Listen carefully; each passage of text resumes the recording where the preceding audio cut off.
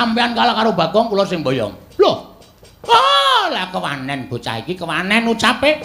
Ora mbok pikir dhisik, wis tak pikir, Mbak. Wis tak pikir. Aku ngerti kowe nggo Kurawa to, kowe gleleng nggo Kurawa. Kowe iki nek dhewe ya ming cekutas, lekutis. Ora ndek kewanen apa-apa, ning gandeng kowe nggo Kurawa Dursasana Kartamawa Surtayu Surni Sinden ngono kuwi. Kowe mesti gleleng. Kowe mesti kaya yak-yak kae. Ning slamus apa ki? Sasuwene urip Bagong iki dilalah kok ora wedi karo Kurawa. Ayo kruyun. Kruyun. Bagong aja gawe dak-dakan ning pasulayan. Sampeyan meneng mboten? Kene ana sing ngisru-ngisru leh kula nesu, ora nyawang sapa-sapa. Amuk kabeh.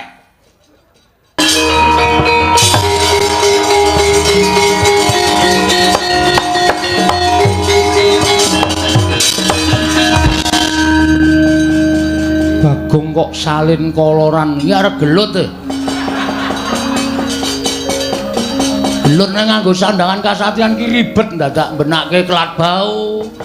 Dadak netepke ira-irahan. Cetha iki ajeng gelut niki kula wis krasa. Nek mboten kula ajangi jembar ndak ming sak kepenake dhewe. Lho. Kowe ketoke bakal wani karo Begawan Durna. Lho, biyen wani saiki wani, Mbah. Ora ana alame Bagong kok wedi karo Begawan Durna iki kapan kula tak takon. Hah? Sampeyan ya wis kelingan nek kula niku mesti wani karo sampeyan. Lah kok dadak takon lho kok arep wani karo Begawan Durna. Bagong niku ora wedi karo sapa-sapa, Mbah. Patokan kula niku anggere bener sing tak belani wong tuwa kula, aja kok sampeyan dewa mudhune Bagong ora gigrek. Hah? Aja kok ming Durna. Ha sampeyan niku dumeh titele pendhita kondang manyor-manyor ra ning Ngastina. Ha to? Sampeyan niku upama gambare diumbulke ra tau iso mbukak, kalah terus. Ha kok sampeyan ajeng nantek karo Bagong. Saiki ngene. Sampeyan butuhke pusaka telu, aku ya butuhke pusaka telu. Digawe sayembara. Lho, sayembara apa? Nek kula kalah karo sampeyan, sampeyan boyong pusaka telu. Nek sampeyan kalah karo Bagong, kula sing boyong. Lho. Oh, lah kewanen bocah iki kewanen ucape. Ora mbok pikir dhisik, wis tak pikir, Mbak. Wis tak pikir. Aku ngerti kowe nggo Kurawa to, kowe gleleng nggo Kurawa. Kowe iki nek dhewe ya ming cekutas, lekutis. Ora ndek kewanen apa-apa, ning gandeng kowe nggo Kurawa Dursasana Kartamawa Surtayu Surni Sinden ngono kuwi. Kowe mesti gleleng. Kowe mesti kaya yak-yak kae. Ning slamus apa ki? Sasuwene urip Bagong iki dilalah kok ora wedi karo Kurawa. Ayo kruyun. Kruyun. Bagong aja gawe dak-dakan ning pasulayan. Sampeyan meneng mboten? Kene ana sing ngisru-ngisru leh kula nesu, ora nyawang sapa-sapa. Amuk kabeh. Nganggo tata krama ora? Nganggo.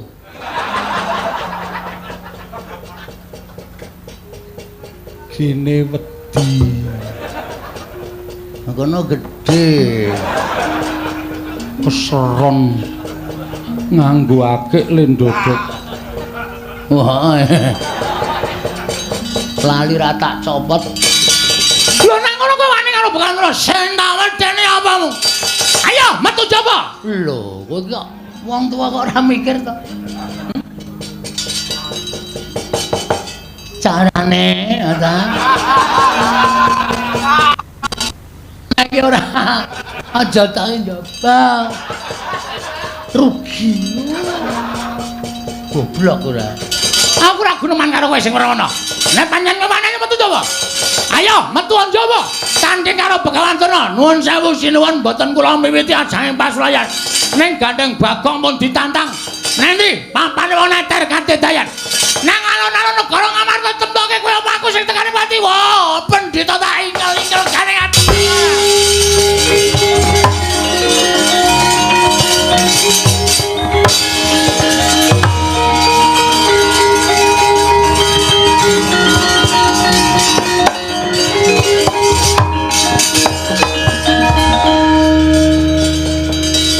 Lah wis tantang-tantangan kok malah begogok.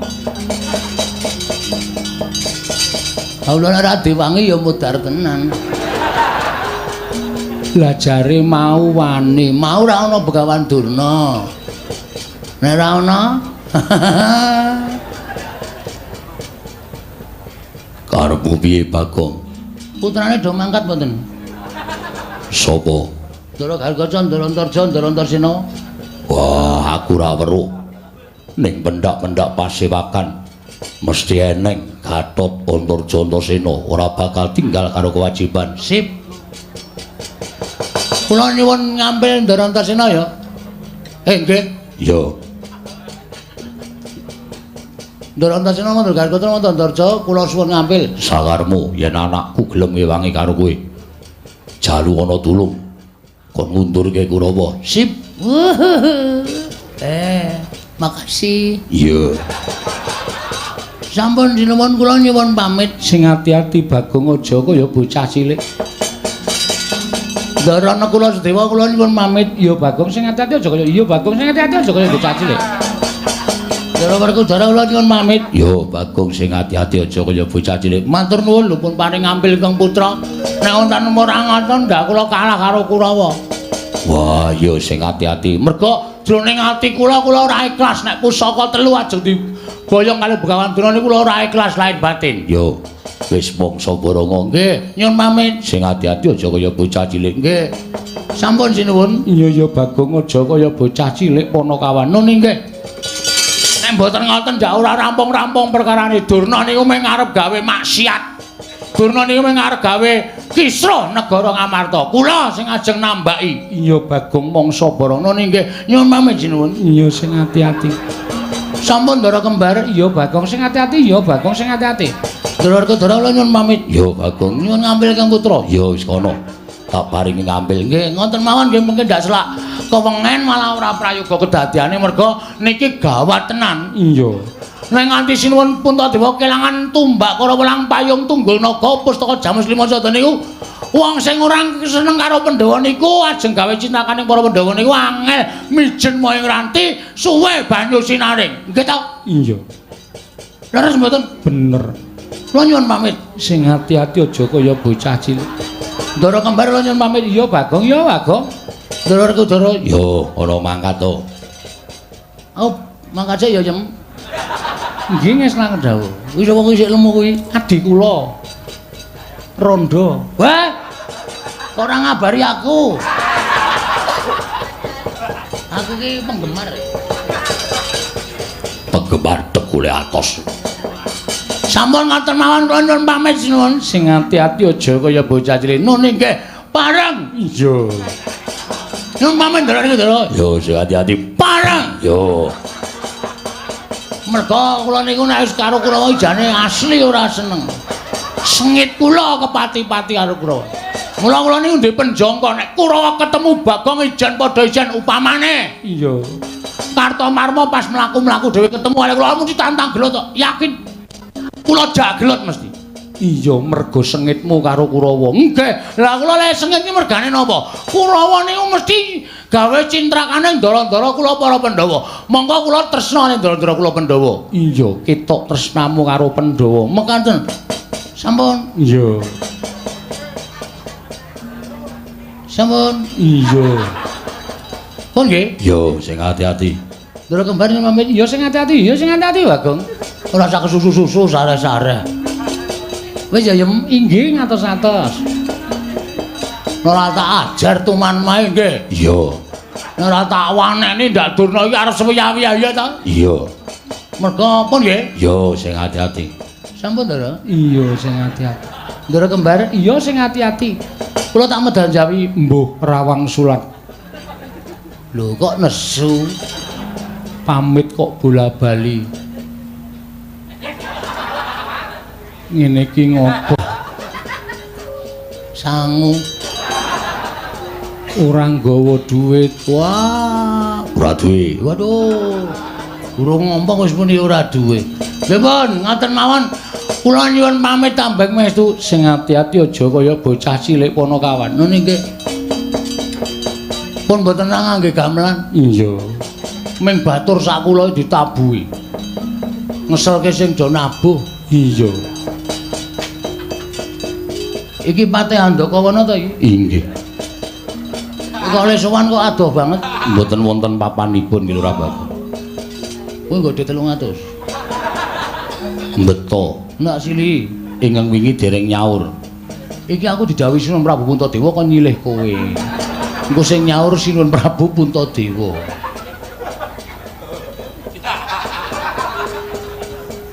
Estu, tenan. Nggih, monggo. Engko sing nyaur Prabu Puntadewa. Nggih, ngestaken dawuh. Rekudara apa?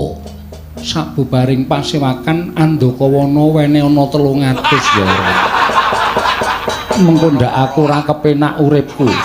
Mung perkara Bagong. Wah, Panakawan kenthir. Wah, iso gawe wirang ratu Amarta. Jejekane aja Dimas pancen wateke Bagong kuwi kaya ngono. Ya. Yayi, ana apa?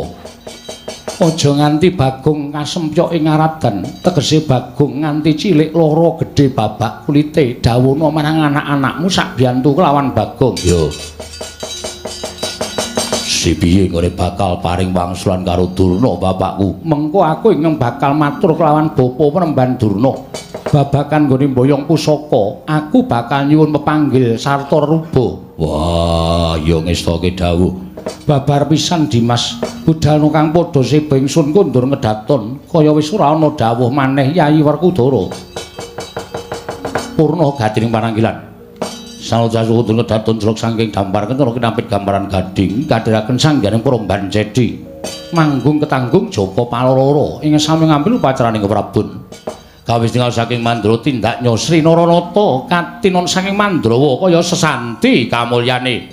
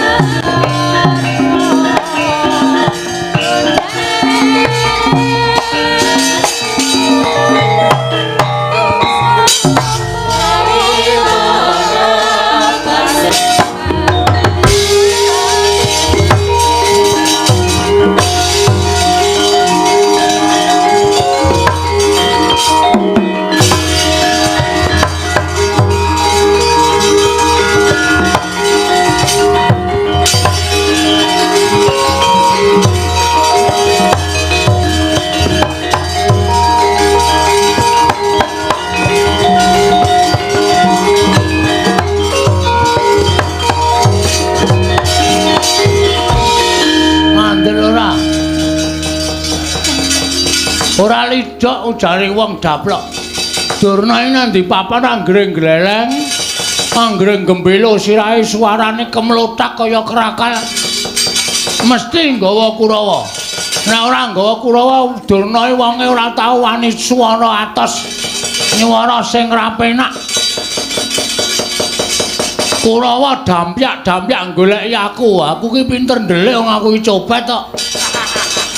Dadi bingung Urataya kebingungan goleki aku. Ning suwe mesti kecekel iki. Ndara Werkudara tak suwuni pambiyantu Den Kang Putra kon belani kula nggih. Ha kok bubar pasewakan kok Werkudarane ra ngetok pancen wedhus tenan. Piyayi nek ora iso digugu. Seprene kok ora ana kemliure Ndara Antasena Ndara Gatotkaca. Nek aku nandingi Kurawa Ijen yakin mesti kalah. Wong Kurawa ki wong licik. Kurawa ki wong akal ukile wis ketok. Mesti nek mungsuh ijen-ijen kalah karo aku terus ngeroyo, wanine ngeroyo. Lah nek dikeroyo ya kalah. Nek ora aku cekak-ceket goleki Ndara Antasena, Ndara Gatotkaca, Ndara Antarja, takon belani aku selak kecekel Kurawa modar. Nek ora goleki Ndara pun suwe. Ayo sawetara. Kok ora dehem ora watuk. Ora lara kon watuk. Pun ngertos lek kula omong. Wis. Terus keputusane? Keputusane sapa? Keputusan sampean belani kula mboten? Gong, non. Aku kuwi tau tate tok udang. Nggih. Aku tau tate tok mong. Dek cilik biyen ning aku ora kelingan. Ning kowe tau tate momong aku, Gareng ya momong aku, Petruk ya momong aku. Semono uga aku Bagong. Aku kelingan jaman dijedi ning Kawah Candra Dimuka. Biyen aku capet-capet ketok ana Panakawan sing nunggu aku ning pinggiring kawah. Aku. Kula nika. Ha Petruk iki wedi karo panas. Gareng iki karo Kawah Candra Dimuka wedi kula sing nunggu sampean. Kowe. Nggih. Ngaturke panuwun. Sami-sami. Sampeyan tegese utang nyawa kali kula. Mestine ngono. Yen nganti kowe kena genining Candra Dimuka, mesti kowe tekaning pati. Mula aku ngaturke panuwun dene kowe arep gelem nunggu nalika aku dijedi. Nggih. Terus iki mau Kanjeng Rama paring dawuh. Rama sapa? Rama Werkudara. Ngendika pripun? Kowe arep diajar Kurawa. Nggih. Pancen nika pun do mangkat. Wonten sing gawa glugu, wonten sing gawa sekop. Ajeng mala kali kula. Terus sampean aku didhawuhi Kanjeng Rama Kyai Jodipati kon ngewangi karo kowe. Oke. Ha iki sing arep kok mendorong tak iki piye iki? Aku ya kon ngewangi, gong aja kuwatir. Nah. Pon, nek sampean niat ngewangi kula, maju, gempur Kurawa. Ning nek aku sing maju kok kira-kira ngisini-sini. Apike ngene, Gong? Pripun? Aku ngewangi ning kowe maju wong methuke Kurawa. Yo gelut wae yo. Kowe karo aku senggel. Lho. Kok malah nesu? Nesu. Wong ngewangi kok malah kula kon maju. Kowe nek lolo tak tambani, nek mati tak uripke. Aja kuwatir. Mangkato. Yakin? Yakin. Serius? Iya. Nganggo apa le nambani? Banyu sungetku iki. Ki nek diperes metu banyune. Nek nggo nambani wong loro iso mari, nggo nguripke wong mati sing durung winanci iso kelakon. Wah, kene ndek kutil ampuh, kutil dengkulmu plocot kuwi. Iki pusaka padhake kutil lho. Kula tak maju, aku sing tansah memanuki lakumu aja kuwatir. Nek ming Kurawa ora bakal menang karo kowe. Yen kowe tak tambani kowe tak uripke. Kowe diantem ngrasaki lara, nek lara babak metu gedhe tak tambani langsung mari. Mbok sampean buka apotek mawon. Hus. Kok malah kon buka apotek ora? Aku entuk tamba mujarab kaya ngono kok. Wis mangkato, Bagong mangkato. Yen pancen kowe engko kerepotan, aku ndelabung saka Dirgantara. Wah, iki arep gleleng ya. Nggih, nun mengestu nggih. Yo sing ati-ati. Ning ampun ada-ada saking kula lho. Ora. Terus sampean ajeng temu ndi? Mengke ketok Kurawa. Aku ambles bumi. Ha iki pertanyaan meneh iki. Terus kowe nek ambles bumi terus aku lek ngundang sampean pripun? Aja kuwatir, kowe ngejluk lemah ping 3, aku metu. Mosok ping 3 metu? Iya. Anu sampe bola-bali ra tau metu. Aja sembrono, mangkat to. Petungna Kurawa nyun pangestu sing ati-ati aja kaya bocah cilik.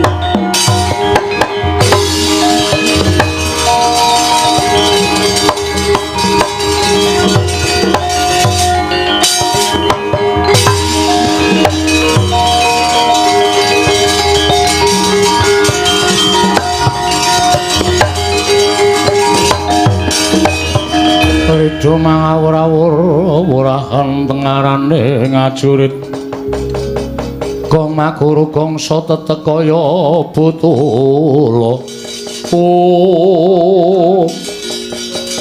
pancen bener apa sing ngendikake Kakang Prembandurna ing atase mung sak derajate Bagong wae lah kok ngembari marang panguwasaning pendhita ing Sukalima. Iki kaya patih senggune. Iya, Bagong. Lho, ora basa karo aku. Basa ya gelut ora ya jotosan. Ora usah nganggo basa-basa nang kene iki nang alun-alun. Monggo aku mau nantang karo Begawan Durna sing ketok patih senggune sak kurawane jelas kowe mbelani Begawan Durna. Pancen kepara nyata. Rasah kok ki ana omong sing tanpa guna. Kowe apa Kartos Lebar kuwi sing maju? Kartomarmo Kartos Lebar jengkulmu mlocon. Heeh, Kartomarmo sing maju. Kowe aku ya wani, Kartomarmo aku ya turah wani. Aja kemeng Kartomarmo ijen. Kerubuten sak Kurawa ora bakal tak tinggal loncat. Lah serep nyawamu. Ora serep bener dadi maling. Ayo. Kowe apa aku sing tekaning pati? Wani karo Kurawa. Sing tak wedeni apamu? Mo Kartomarmo wonten timbalan. Kowe iso mateni Bagong cilik iso mbondo tangane ngrincung sikile. Nampa bebungah saka Kakang Prembandurna. Bagong, kowe ngalah. Ngalah piye? Ora iso kon ngalah. Cepeleke ora. Aku kalah nek wis tekaning pati, ngatang-ngatang dadi batang. Kuwi sipate Bagong ngono kuwi. Kowe wae mo sing ngalah. Lho. Kowe bali kowe mbane remuk sirahmu kowe. Lho.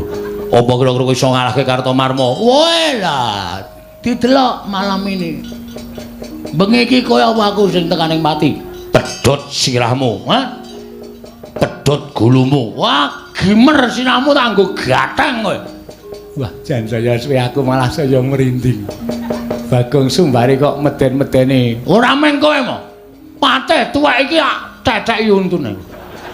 Ora mlungos kok ngarep aku. Amuk Suramrata, Jayamrata imbang yen padha-padha. Pecah sirahmu. Pecah genti leganing ati ubar.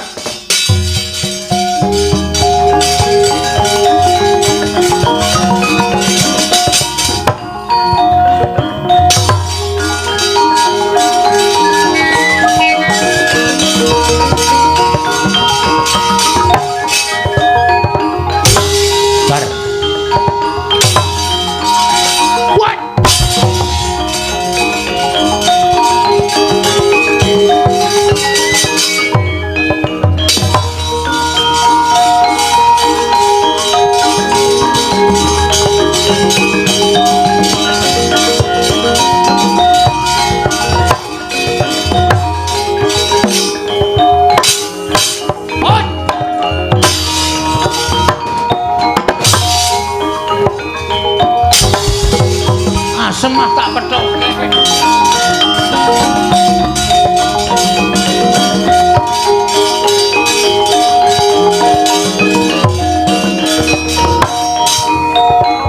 Modare, edan. Ayo, kekuatanmu sepiro Bagong Musaku? Remuk.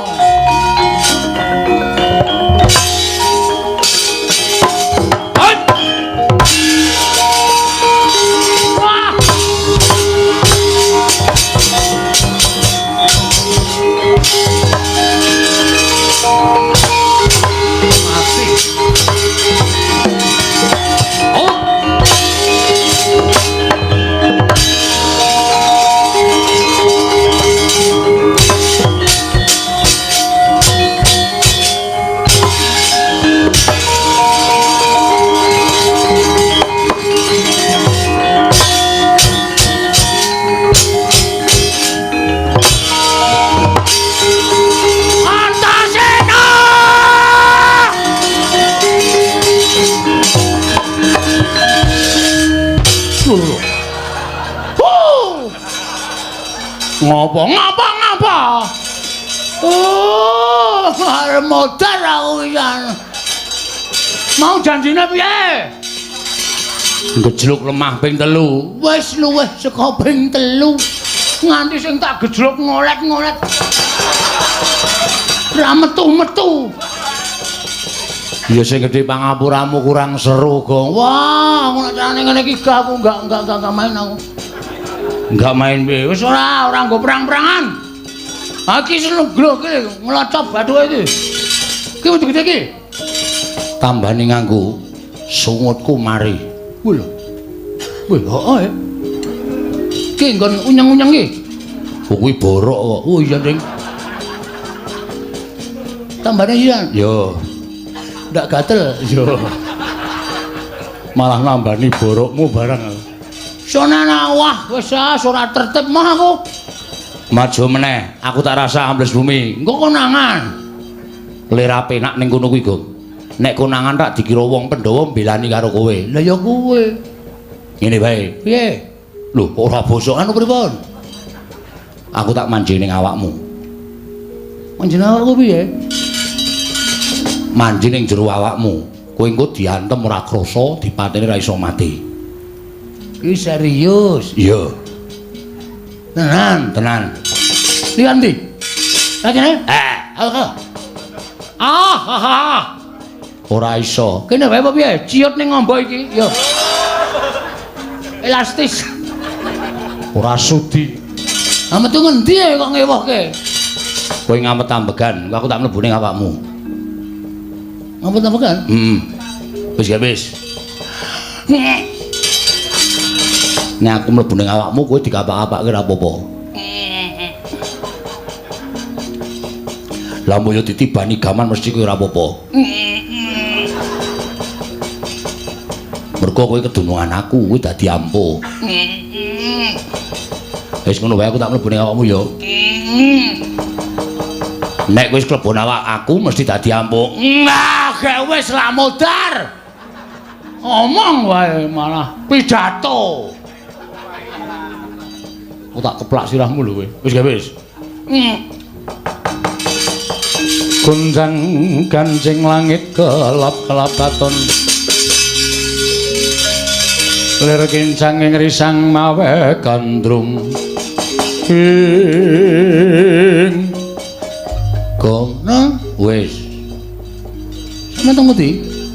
Aku wis nang awakmu. Lho, kok ora mbrenjol ya? Ora. Mergo iki sukma. Wah, lah gleleng iki. Kowe diantem ora apa-apa, dipateni ora iso mati, mergo saka dayaku. Terus kowe iso napa meneh? Iso ngilang mboten? Ora iso. Mbok gawe iso ngilang. Benar nyolong kowe. Saidan ora. Ambles bumi ya iso, mabur ya iso. Weh, lah kok sampean nek dadi wong biasa ora iso mabur? Mergo aku ora dikeparengake mabur. Nek aku sing duwe kekuatan iso mabur. Wo. Nek ambles bumi ngampet ambegan niat ingsun ambles bumi terus sirahmu tatapno aspal ngarep kuwi. Ki anggere engko ora aku gejegluk tak jak senggel. Iya. Ngampet ambegan. Weh. Ora sida. Weh, engko nek ra nyata mlenthung dase. Nyata-nyata gawe wis niat ingsun ambles bumi. Wah, lah bumi iki peteng tenan. Ora ana apa-apa, Buna. Oh, lah kae ana wong kae. Tak jak Pak, wah asem ayit to. Jaratan ketok le mringis metu ngolah. Nek mabur sirahe gedruk ping 3 niat ingsun mabur. Mbok sing apik omongane. Ya anu sikil. Wah, antasena iki arep nyilakake sirah kok kon gedruk ping 3. Ayo mumet mabur tenan kon melayang. Sikil gedruk ping 3 niat ingsun mumet. Niat ingsun mabur. Kowe aja tiru aku to, antasena.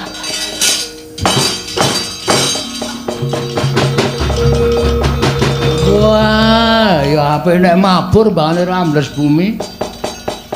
Wah, iso weruh ngendi-endi. Wedian kan. Ini orang golek kamar mandi ra ono gendenge. Rugi iki. Lah iki. Kamar mandi kok rung kirakeki gendeng. Oh, tuwa ra sido. Ting klinding kabeh wis. Ora motok. Wis. Nek medun, ayo wis medun ngono wae. Ah. Ki arep gleleng iki. Wis nantang. Amun Suramarta, Jayawata ayo Kartos lebar. Iki Bagong Sayar digdaya kliwat tukur. Mungsu aku iso menang meguru karo kowe 20 taun legane ngatiku barak.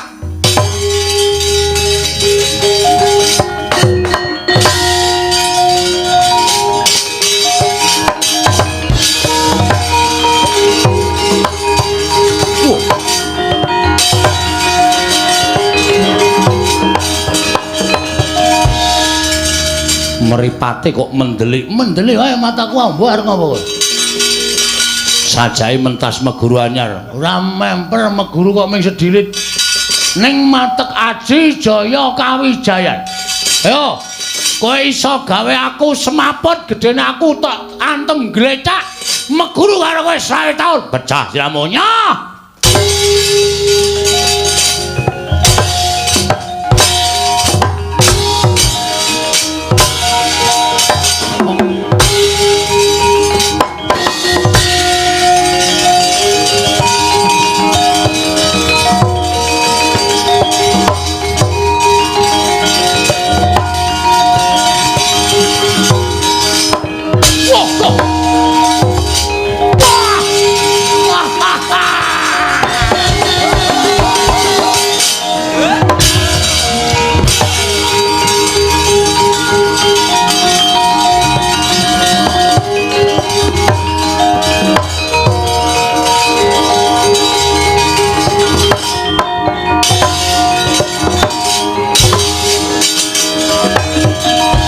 Kosek lagi ngematke wong gawa kopi. Urung-urung nyekel tumbak ora. Ayo pecah siramu kowe nya tumban. Nya tumban. Tumbak iso mbolong ndasku. Aku meguru karo 20 taun. Nya wis. Mati tenan kowe Bagong. Hah? Mati tenan. Engko tak jase. Manggon entek baterai colokan listrik murip menah guys. Aja edan, ora edan serius iki. Pecah siramu nya. Ya iki ora muni gamelan. Ngopo dagdug-dagdug. Pecah siramu. Wale Ning. Pecah siramunya. Ah ngono. Hut. Hut. Ha. Oh, mati ya. Mati ya. Wah. Waduh.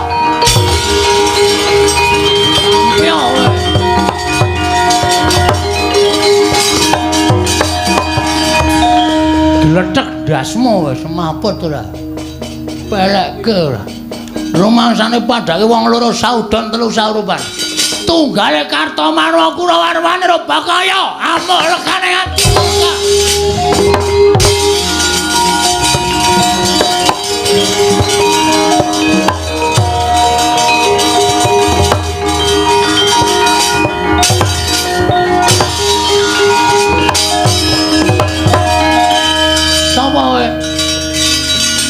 Arepku Karto Dendra. Wah, ora tau mbayar per bulan kowe. Ora tau mbayar tadi denda terus. Peranganing para Sata Kurawa, Karto Dendra dasar Pranyata. Kartomarma kalah karo kowe. Karto Dendra durung karuan. Kowe arep ngopo kowe? Ngajar kowe. Kowe nek aku kene iki kira-kira kowe gila ora?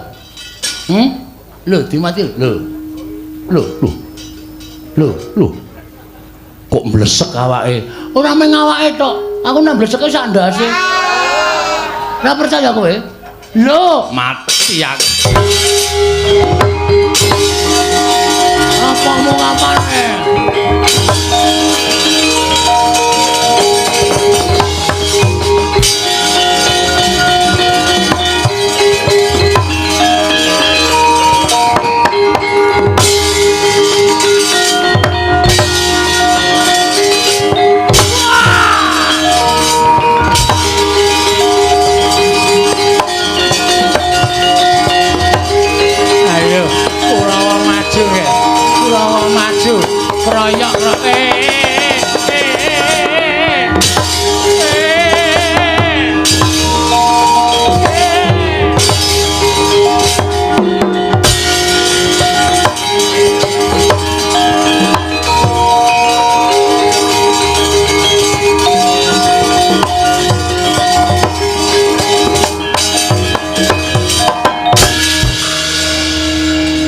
Kenjang kancing pangit kelapa katon lir kincanging aduh mawe gandrung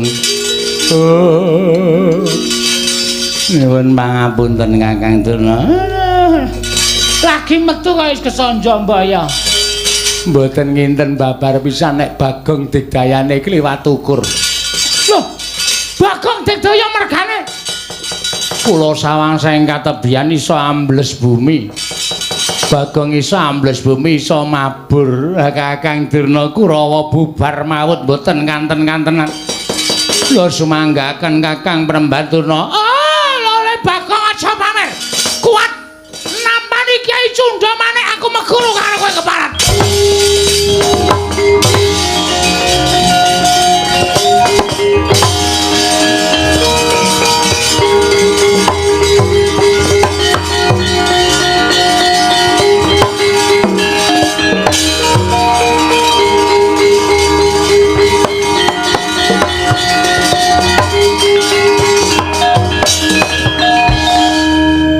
Gus, piye? Durna beto drei, drei dengkulmu. Kae dudu drei. Lha napa? Kae pusaka arane Cundha Manik. Waduh, murup kaya wong nyuluh. Mergo saka dhewe kekuatane sing ampuh ngegilani, mula pusaka kae murup. Terus ora sawedi. Pethuke Gong, kowe ora bakal tekaning pati.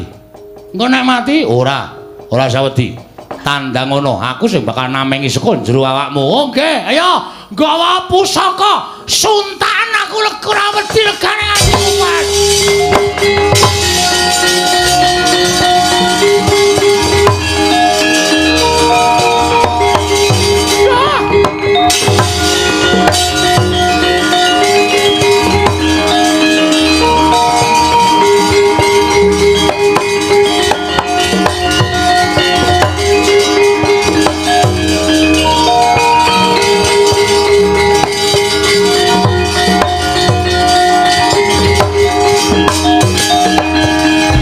Pandhita kang nginarya wangsit pindha kumbang kang ajaping tawang susuh angin ngendi nggone entos malu kimbol manyar-manyar duk ning dungkul wana dadi alasan dadi wana saya gembelo siramu saya greleng pacakmu keparat ing atase wujude Bagong wae kok ngorak-arik para sata kula wis kasan bubar sar-saran ora karu-karuan. Ayo, nek pancen kowe digdaya tandangana Kyai Cundha Manik. Kowe sing wong jireh Prembaturna. Durung babak kulitmu, durung putung baluhmu. Kowe wis gawa pusaka Kyai Cundha Manik. Ayo, nek pancen pusakamu iki digdaya tamakna dadane Bagong. Loh, kowe wani nampani Kyai Cundha Manik? Ora wani sebab apa? Pusaka ampuh karo ora gumantung kowe. Ning gumantung kelakuane sing duwe pusaka. Nek kelakuane sing duwe pusaka kuwi elek, tumindake angkara budi candala, pusaka sing ampuh ora bakal ana dayane apa-apa. Ora percaya? Bisa dibuktikan. Silakan. Lho kuwi nyatane kaya ngono. Kabeh-kabeh kuwi mung gumantung ana kersane sing gawe urip. Ampuhing pusaka, ampuhing menungsa. Malati papan panggonan ki mung gumantung karo sing gawe urip. Hah? Wis tau ngerti critane Nabi Musa? Loh. Pendhita ora tau menyang pengajian. Nabi Musa kae tau ngomong iya. Kae entuk firman saka Gusti Allah. Musa, tongkat kuwi sabetna ning Laut Merah. Mergo entuk firman saka sing gawe urip, mula tongkate ampuh. Nek wis ora diparingi firman karo Gusti sing akarya jagat, tongkat kae ya mung kayu ngono wae ora ana dayane apa-apa. Cundha Manik semono uga, tok anggap ampuh nek Gusti sing gawe jagat marengake Cundha Manik ilang dayane, kuwi mung wesi rongsokan kuwi. Ayo tibakno nang wetenge Bagong. Ayo wis. Ayo ora bakal temancep ning malah dadi srana melancarkan peredaran darah. Mergo aku tak uncek nggon weteng. Wis, aja kok kian gunem sing tanpa guna. Dijajal apa piye? Oh, lakon mati dening aku bapakku. Wah, Durna bapakku, Bagong.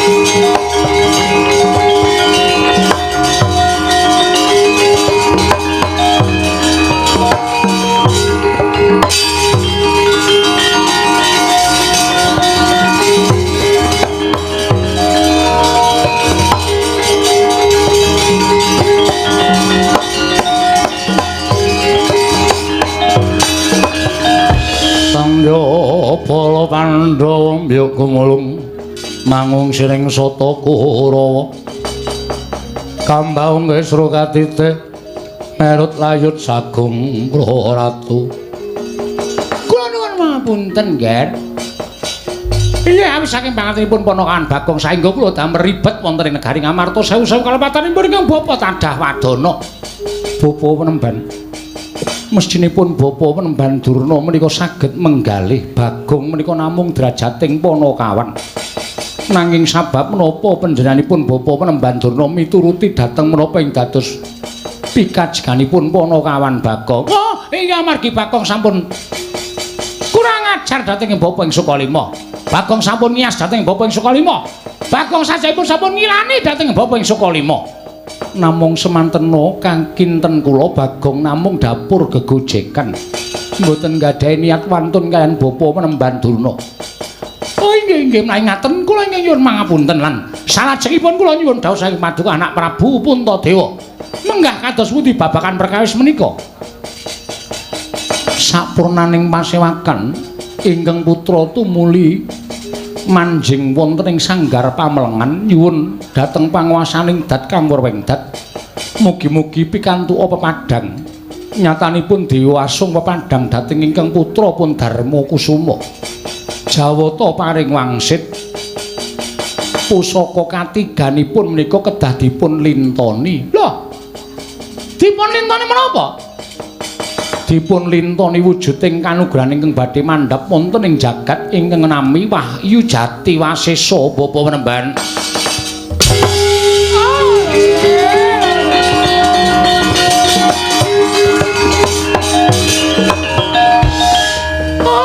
Kandhak bleguduk soal gembol swara nganti awela. Dipun lintoni wujuding Wahyu Jati Wasesa kasinggihan mekaten. Menawi Bapa saged ngaturaken inggih menika wujudipun Kajeng Jati Wasesa tuwin Sekaring Jati Wasesa kula badhe ngaturaken wujudipun tumbak Karawelang payung tunggul naga miwah pustaka jamus miyang jimat kelima sada wujudipun Sekar Jati Wasesa lan Kajeng Jati Wasesa kula aturaken Paduka badhe maringaken pusaka tetiga inggih kasinggihan mekaten nyuwun pamit yer kula ke Bapa badhe ngupati wonten pundi durungipun.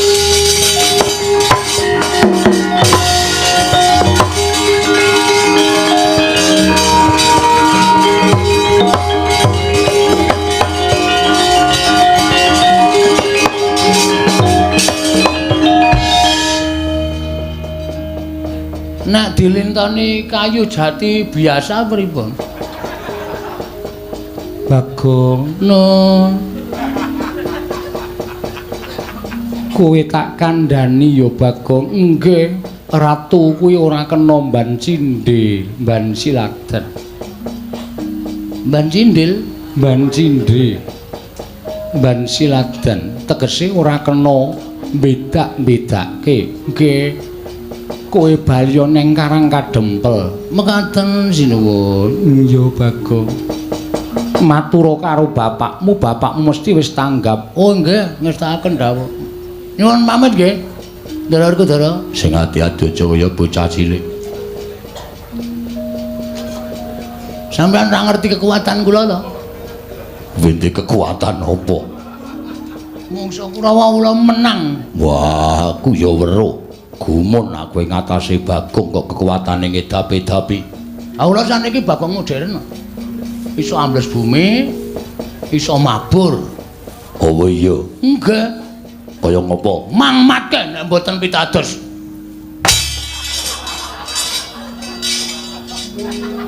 Seneng ta kowe? Bahagia ta kowe? Metu ra omong-omong. Sone iki nek metu omong. Modar. Dapusi ale Kang Putra. Wong tak slupe kok njur arep sapa-sapa arep dimuki bapakku barang arep diumuki wong bapakku wong ngerti kok arep diumuki. Mbok menawa kok wis Bagong Baliya sandangamu kae mau gawanen. Oh iya. Kula kake kraton e wau. Iya wis jupuken. Nggih, ajeng kula nggih melih. Iya wis kono Bagong.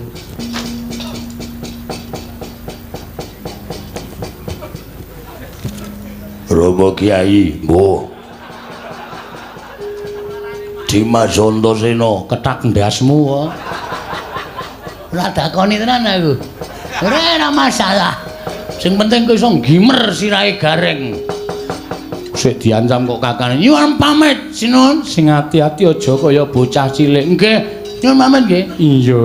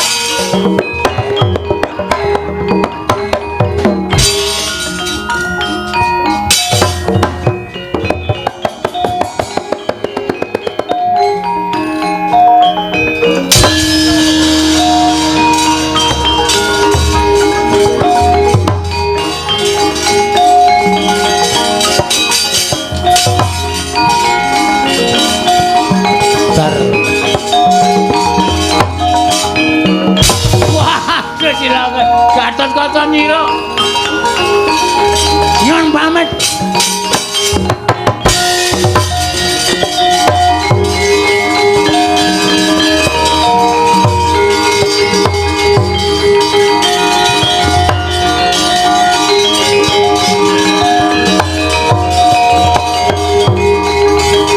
Sritina ning pasewakan